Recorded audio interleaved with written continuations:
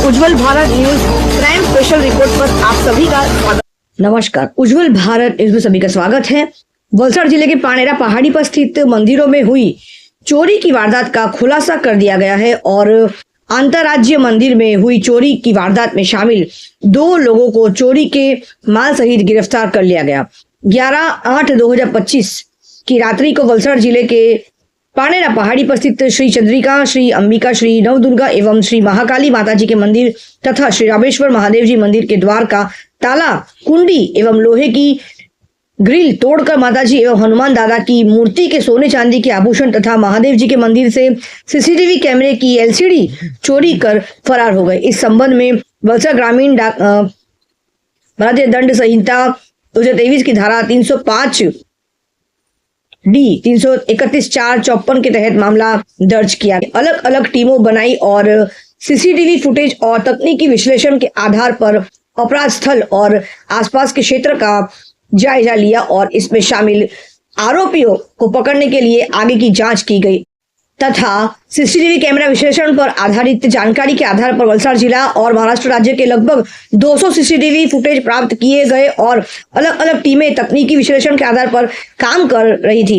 इस दौरान एलसीबी वलसाड़ के पीएसआई श्री जेजी परमार द्वारा प्राप्त जानकारी के आधार पर उपरोक्त अपराध में शामिल आरोपी सिद्धनाथ उर्फ बापू सुदाम गायकवाड़, जिसकी उम्र है 43, गोरेवाड़ी पोस्ट जाधववाड़ी, तालुका खानपुर, जिला सांगली, महाराष्ट्र तथा किसी और अपराध को अंजाम देने से पहले ही पकड़ लिया गया है और 1,33,000 रुपए मूल्य की 14.420 ग्राम वजन के सोने की ईंट और उसका प्रमाण पत्र मूल्य और मोबाइल फोन नंबर 2 जब्त किए गए। आइए जानते हैं डीवाईएसपी वर्मा जी क्या कहते हैं।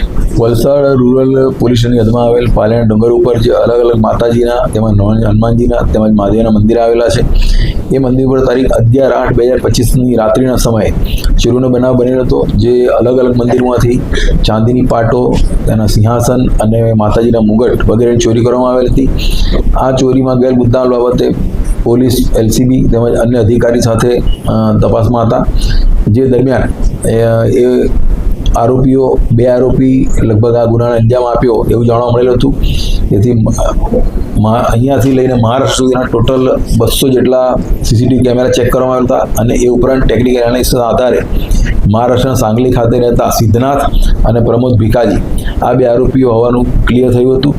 જે દરમિયાન આ આરોપીઓ ફરીથી પોતાનું વાહન લઈને અન્ય જગ્યાએ ચોરીનો અંજામ આપવા જાય એવી બાતમી મળેલ હતી। જે આધારે વલસાડ પોલીસે આ લોકોને અન્ય કી જગ્યાએ ચોરીનો અંજામ આપે એ પહેલાં પકડી લીધા હતા। આ ચોરીમાં એ લોકો પાસેથી એક 2 મોબાઈલ ફોન તેમજ 1,33,000ની સોનાની એક નાનો ટુકડો મળી આવેલો હતો। અને આ જે ચોરીમાં ગયેલ મુદ્દામાલ બાબતે પૂછપરછ કરતા તો એ મહારાષ્ટ્રમાં જ આ મુદ્દામાલ વેચેલાનું જણાવેલ હતું। આ ચોરી એ લોકોએ એક વાહન સાથે આવેલા હતા અને વાહનમાં મહારાષ્ટ્રથી આવીને ચોરી કરતા હતા અને ફરી વાહન લઈને મહારાષ્ટ્ર ચાલ્યા જતા હતા। આ લોકો હાલમાં પૂછપરછ દરમિયાન આ જે સિદ્ધનાથ છે, સિદ્ધનાથની વિરુદ્ધમાં ટોટલ હજી સુધી 14 ગુના દાખલ થયેલા છે અને જે પ્રમોદ ભીકાજી છે એની વિરુદ્ધમાં 3 ગુના દાખલ થયેલા છે। આમાં ચોરી તેમજ ગરફોડ અને અન્ય ગુનાનો સમાવેશ થાય છે। હાલમાં 2 આરોપી મળેલા છે। એ આરોપીઓ બીજી કોઈ જગ્યાએ ગુનાને અંજામ આપવા માટે જતા હતા। હજી એ પૂછપરછ ચાલુ છે કે તેઓ કઈ જગ્યાએ જતા હતા અને ત્યાં કઈ જગ્યાએ ચોરી કરવાની હતી એની પૂછપરછ હાલમાં ચાલુ છે।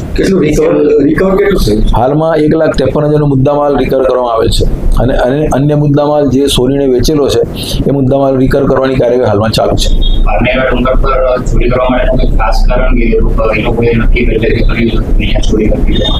એ લોકો ચોરી માટે એ લોકો ટાર્ગેટ કરતા હતા અને વાહન લઈને આવતા હતા। જે જગ્યાએ એ લોકોને મળી જાય એ જગ્યાએ ચોરી કરતા હતા એવું હાલમાં જાણવા મળ્યું છે। પણ અમને પોલીસને એવું જણાય છે કે અગાઉ કોઈ રેકી કરી હશે અથવા રેકી દરમિયાન જ આવી રીતે ચોરી થાય એવું જણાવેલ છે। તેથી આ ચોરી કરવાની શક્યતા વધુ છે। આ ચોરીમાં ખાસ તો જે મુદ્દાઓમાં સાથે જે એલસીડી એક હતું એ પણ લઈ ગયા હતા અને અન્ય આજુબાજુ મળેલી જે વસ્તુ હતી એ પણ લઈ ગયા હતા। Thanks for watching UP News. Like and comment and don't forget to subscribe for latest updates. Subscribe our channel.